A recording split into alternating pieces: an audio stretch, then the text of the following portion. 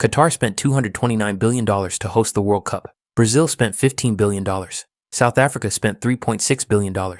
And research shows that 12 of the last 14 World Cups resulted in a net financial loss for the host country. So if hosting almost always loses money, why does every powerful country on earth fight so hard to do it? The answer is not stupidity. It is something far more calculated. Here's what is happening right now at the 2026 World Cup. FIFA is projected to collect $8.9 billion from this tournament alone. The 11 U.S. host cities, meanwhile, are facing a collective shortfall of at least $250 million. Each city was expected to spend between $100 and $200 million on security, infrastructure, and operations, while FIFA keeps essentially all of the revenue from ticket sales, sponsorships, and broadcasting. The man who helped negotiate the 1994 World Cup in the U.S. described the 2026 deal as very, very one-sided. Chicago looked at the contract, did the math, and walked away entirely. And yet everyone else said yes. Why? Because here is what the spreadsheet does not capture. When South Africa hosted in 2010, it became the first African nation in FIFA history to do so.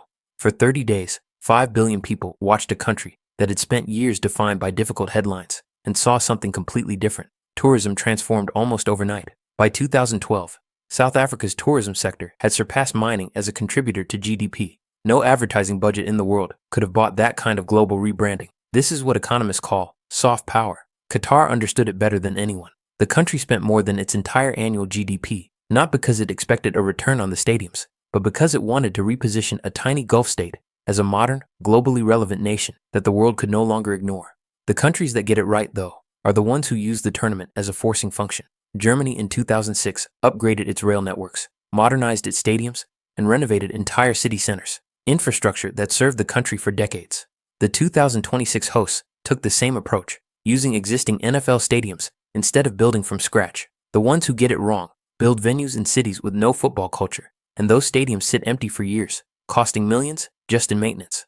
So here is the honest answer. Hosting the World Cup almost never makes financial sense on paper. But countries are not just signing up for a football tournament.